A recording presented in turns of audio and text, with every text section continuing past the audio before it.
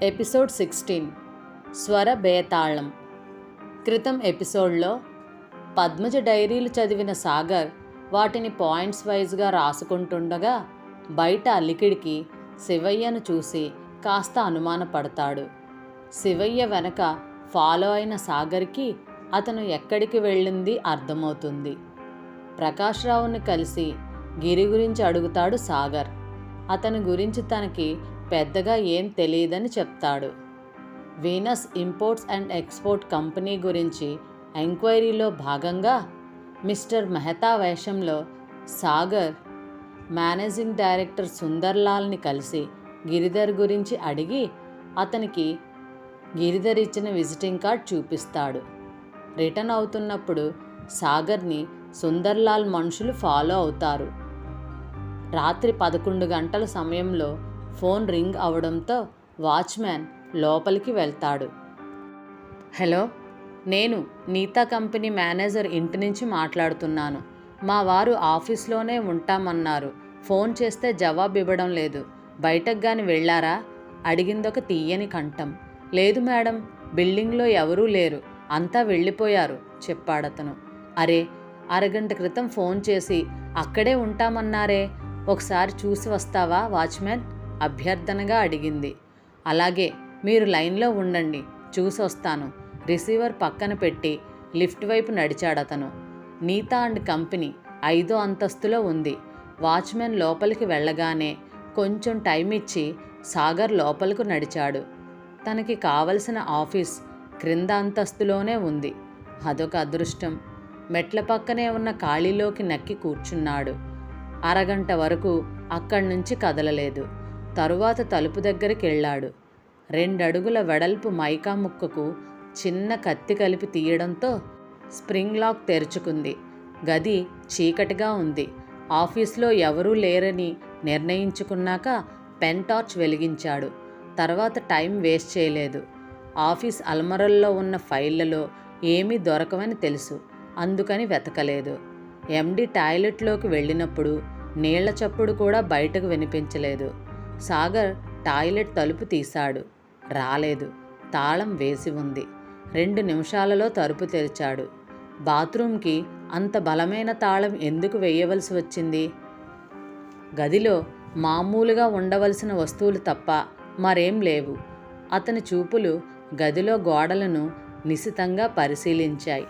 అక్కడా ఏమీ లేదు. స్క్రూడ్రైవర్తో గోడను కొట్టి చూడడం మొదలుపెట్టాడు. వెంటిలేటర్ కింద టైల్స్ మధ్య ఖాళీ కనిపించింది. అతనికి అర్థమైంది, అది మామూలు తాళం కాదు. విదేశాల్లో కొన్ని హోటళ్లలో గదులకు వేసేందుకు కంప్యూటర్ తాళం అది. దాని తాళం చెవి చిన్న ప్లేట్లా ఉంటుంది. దాని మీద కోడ్లో రంధ్రాలు పంచేసి ఉంటాయి.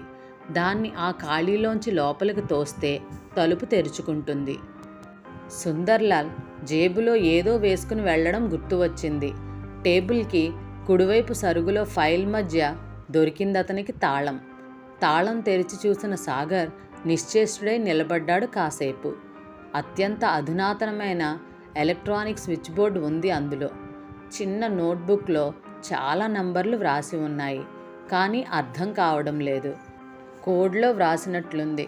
జేబులోంచి డైరీ తీసి గబగబా అన్నీ నోట్ చేసుకున్నాడు. మామూలుగా తాళం వేసి ఎక్కడివక్కడ సర్దేశాడు. వెనకవైపు గోడౌన్స్ ఉన్నాయి. అటునుంచి బయటకు వెళ్ళడానికి షట్టర్స్ వేసిన తలుపులున్నాయి. గోడౌన్లో పెద్ద పెద్ద చెక్క పెట్టెలు ప్యాక్ చేసి ఉన్నాయి. అన్నింటి మీద శ్రీ గంగానగర్ అడ్రస్ వ్రాసి ఉంది. కొన్ని మెషిన్లు ఇంకా పక్కనే పెట్టి ఉన్నాయి. వాటిని పరిశీలించాడు. తను చూసిన విషయం వెంటనే రిపోర్ట్ చేస్తే వీనస్ ఇంపోర్ట్స్ అండ్ ఎక్స్పోర్ట్స్ని అఫీషియల్గా సెర్చ్ చేస్తారు. కానీ దానివల్ల వాళ్ళు చేస్తున్న ఇల్లీగల్ పనులు బయటపడతాయా? గిరిధర్ విషయం కూడా బయటపడనుందా? ఇంకా కొన్ని అసలైన ఆధారాలు సంపాదించాలి. అప్పుడే వీళ్ల కుట్రనంతా బయట పెట్టాలి. ఆలోచిస్తూ తల పైకెత్తాడు సాగర్. బీరువా మీద పెట్టిన 2 సూట్ కేసుల మీద అతని దృష్టి పడింది. ఏదో అనుమానం వచ్చి సూట్ కేసులను కిందకి దించాడు. 2 ఖాళీగానే ఉన్నాయి. ఒకటి కాస్త బరువుగా అనిపించింది. మరుక్షణం సూట్ కేస్ వెనక్కి తిప్పి అడుగు నుంచి క్లాంపులు గట్టిగా లాగాడు. అడుగున ఉన్న సీక్రెట్ అర బయటపడింది. నిండా కాగితాలు. ఒక్క క్షణం ఆలోచించాడు. వెంటనే ఆ కాగితాలన్నీ తీసేసి బీరువాలో కనిపించిన కాగితాలు అందులో పెట్టేసి క్లాంపులు బిగించాడు.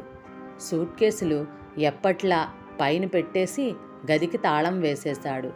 ఇంటికొచ్చి గదిలో కూర్చుని ఒక్కొక్క కాగితం చూడడం మొదలుపెట్టాడు సాగర్. టెలిఫోన్ నంబర్లు రాసి ఉన్న చిన్న నోటు పుస్తకం కనిపించింది. ఒక నావకు సంబంధించిన వివరాలతో ఉన్న బ్లూ ప్రింట్ ఉంది. ఒక మ్యాప్లో నావ ప్రయాణం చేసే రూట్ మార్క్ చేసి ఉంది. అవి కాకుండా కొన్ని ఉత్తరాలు సాగర్ని ఆకర్షించాయి. అందులో ఒకటి తీశాడు. అది బాంబేలో పోస్ట్ చేయబడింది. ప్యారిస్లో శివరాం అనే వ్యక్తిని ఉద్దేశించి వ్రాసారు. డియర్ శివరాం, మీరు చెప్పినట్లుగా అన్నీ సిద్ధం చేశాం. మిమ్మల్ని గాంధీనగర్లో నేనే స్వయంగా రిసీవ్ చేసుకుంటాను. By PSR. పిఎస్ఆర్ అంటే పిఎస్ రామకృష్ణ. కవర్ మీద తేదీ చూశాడు. ఎప్పటిలాగే బాంబేలో పోస్ట్ మార్క్ ముద్దగా ఏమీ కనిపించకుండా ఉంది. ప్యారిస్ డెలివరీ చేసిన తేదీ స్పష్టంగా ఉంది. హలో సాగర్, రా, ఆహ్వానించాడు మోహన్. అతను సాగర్ స్నేహితుడు. ఆ డిపార్ట్మెంట్లోనే పనిచేస్తున్నాడు. చిన్న సాయం చేసి పెట్టాలి మోహన్. అఫ్కోర్స్ అఫీషియల్గా కాదనుకో. అతడి కనుబొమ్మలు ముడిపడ్డాయి. సాగర్ ఎప్పుడూ ఇలాంటి కోరిక కోరలేదు. అతను అనుమానం గ్రహించినట్లుగా, ఇదేమి న్యాయవిరుద్ధమైన పని కాదు మోహన్. ఒక అనుమానం నివృత్తి చేసుకుందామని. తర్వాత అవసరమైతే తప్పకుండా రిపోర్ట్ చేస్తాను చెప్పాడు సాగర్. సరే అయితే చెప్పు. జేబులోంచి కొన్ని కాగితాలు తీసి ఇచ్చి తనకి కావలసిందేమిటో వివరించాడు సాగర్. నేను 4 రోజుల వరకు ఊళ్ళో ఉండడం లేదు. నేను వచ్చేటప్పటికి తెలుసుకుంటే చాలు.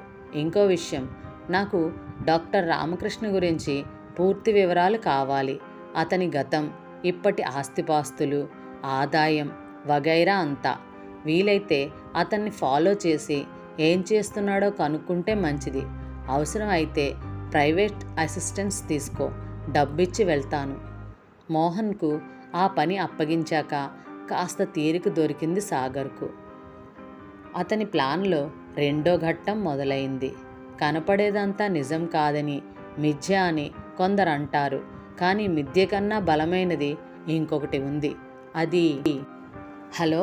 గుమ్మంలో నిలబడి పిలిచింది హిమజ. సీరియస్గా ఏదో ఆలోచిస్తున్న డాక్టర్ రామకృష్ణ తలెత్తి చూశాడు. హలో హిమ, రా. పొద్దుటే ఇంటికి వస్తే ఎవరూ లేరు. ఎక్కడికెళ్ళావు అడిగాడు. నేనిప్పుడు ప్రకాశ్రావు అంకుల్ దగ్గరుంటున్నాను. శివయ్యను పని మానిపించి పంపించేశానుగా. శివయ్యను మానిపించావా? ఏం జరిగింది? ఆతృతగా అడిగాడాయన. అతని ప్రవర్తన అనుమానాస్పదంగా అనిపించింది. ఆయన ముఖ కవళికల్ని పరిశీలిస్తూ అంది. ఎన్నో సంవత్సరాలుగా ఉంటున్నాడు కదమ్మా. నమ్మకంగా పనిచేశాడు కూడా. అతని మీదేం అనుమానం? ఈ రోజుల్లో ఎవ్వరిని ఎప్పుడు అనుమానించాలో తెలియకుండా ఉంది. గిరిధర్ అక్కయ్యను అలా హత్య చేస్తాడని కలలోనైనా అనుకున్నామా? గిరిధర్ విషయం వేరమ్మా. హత్య చేసింది అతని మనుషుల్లో ఉండి కాదు కదా. ఎప్పుడో చచ్చిపోయిన శేఖరం ఆత్మ అని నన్ను మభ్యపెట్టడానికి ప్రయత్నించకండి. పద్మజల సులభంగా నేను నమ్మేదాన్ని కాదు. గిరిధర్ చాలా బాగా నటించాడని నా ఉద్దేశ్యం. నీకు అనుభవం లేదమ్మా, అందుకే అలా మాట్లాడుతున్నావు నెమ్మదిగా అన్నాడు రామకృష్ణ. మీకు దయ్యాలతో చాలా అనుభవం ఉందా డాక్టర్? అంతే కూల్గా అడిగింది హిమజ. ఉంది హిమజ, కాబట్టే నీలా ఆవేశపడటం లేదు. అర్థం చేసుకోగలిగాను. ఒకసారి నాతోరా, లేచి నిలబడుతూ అన్నాడు. హిమజ అతన్ని అనుసరించింది. ఆయన కొత్తగా కట్టుకున్న ఇల్లు పూర్తిగా చూడడం ఇదే మొదలు. రామకృష్ణ ఒక గది తలుపులు తెరిచాడు. ఎదురుగా నిలువెత్తు ఫోటో. అతను చెప్పడం మొదలుపెట్టాడు. మా అన్నయ్య వదినల పెళ్లి ఫోటో అది. అన్నయ్య నాకంటే 10 ఏళ్ళు పెద్దవాడు. నాకు 15 ఏళ్లప్పుడు అన్నయ్యకు పెళ్ళయింది. పెళ్ళే 2 నెలలైనా కాకముందే అన్నయ్య పిచ్చి పిచ్చిగా ప్రవర్తించడం మొదలుపెట్టాడు. మాకు తెలియని భాషలో ఏదేదో మాట్లాడుతూ ఉండేవాడు. ఎవరో చెప్పారు అది భోజ్పూరి భాష అని. అన్నయ్య ఎప్పుడూ బీహార్ ప్రాంతానికే వెళ్ళలేదు. మాకు బీహార్ వాళ్ళెవ్వరితోనూ ఎప్పుడు పరిచయమైనా లేదు. మరి అది అతనికి ఎలా వచ్చిందో మాకు అర్థం కాలేదు. నవ్వుతూ తుళ్ళుతూ మాట్లాడుతుంటే అన్నయ్య ఉన్నట్లుండి పిచ్చి పిచ్చిగా వాగడం మొదలుపెట్టేవాడు. గంతులేసేవాడు. ఒక్కోసారి జుట్టు పీక్కుంటూ ఏడ్చేవారు. నాన్నగారు ఎంతోమంది డాక్టర్ల దగ్గరికి తీసుకువెళ్లారు. ప్రయోజనం లేకపోయింది. మంచి భూత వైద్యుల్ని పిలిపించారు. వాళ్ల వైద్యంలో కొన్నాళ్ళు బాగానే ఉండేవాడు. మళ్ళీ మొదలయ్యేది. వదిన జబ్బు పడింది. ఆమె అప్పటికే గర్భవతి కూడా. దాదాపు 6 నెలలు మేము చాలా అవస్థలు పడ్డాం. అన్నయ్యను రాత్రిళ్ళు కాపలా కాయటం చాలా కష్టమయ్యేది. నిద్రలో లేచి వెళ్ళిపోయేవాడు. ఒకసారి నవంబర్ నెలలో మామిడి పళ్ళు కావాలని గోల పెట్టాడు. ఎక్కడి నుంచి తెస్తాం? ఇవ్వలేదని మీ వాడిని ప్రాణాలతో వదలను అని ఒళ్ళంతా రక్కుకున్నాడు. రక్తసిక్తమైపోయింది అతని శరీరం. స్పృహ తప్పి పడిపోయాడు. కాసేపు అయ్యాక నాకేమైంది, ఈ గాయాలేంటి అని అడిగాడు. ఇదంతా కళ్ళారా చూసినవాణ్ణి, అనుభవించిన వాణ్ణి అమ్మా. తర్వాత ఏమైంది అంకుల్? హిమజ అడిగింది. వదినకు బాబు పుట్టాడన్న వార్త వచ్చింది. విషయం వినగానే అన్నయ్య సంతోషంతో గంతులు వేశాడు. అందరికీ స్వీట్లు పంచిపెట్టాడు. అలా స్వీట్లు ఇస్తూనే పెద్దగా నవ్వాడు. పిచ్చిగా గంతులు వేశాడు.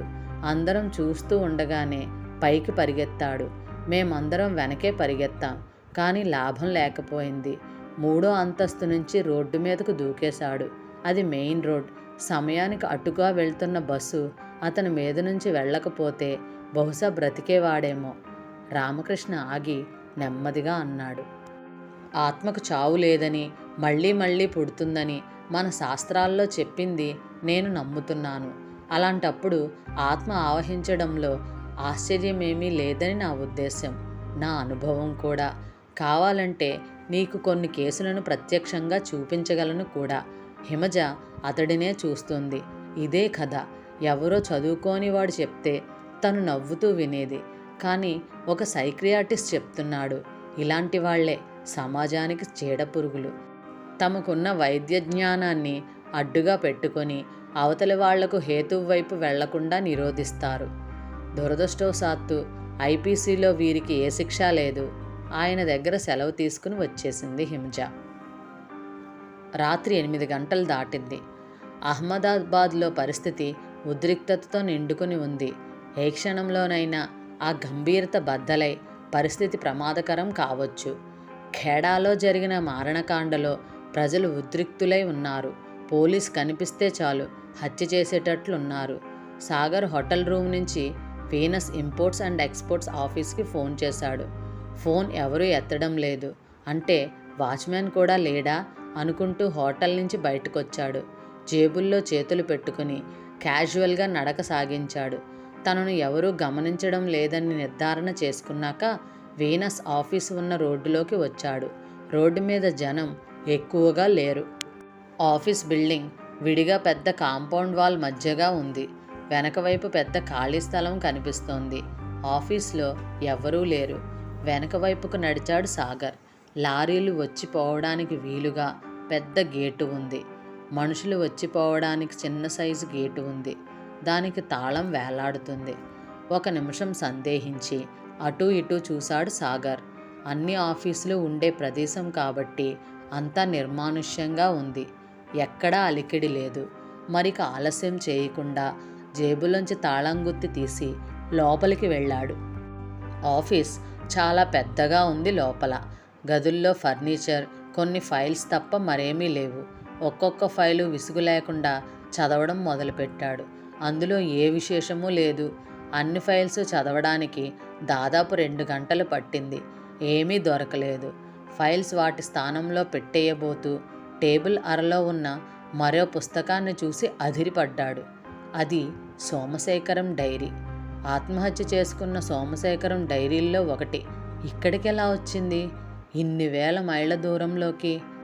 సోమశేఖరం అమ్మగారు అతను మరణించాక కొన్ని డైరీలు పద్మజకి ఇవ్వడం తెలుసు. కానీ ఇది... సాగర్ అయోమయంగా అక్కడి నుంచి లేచాడు.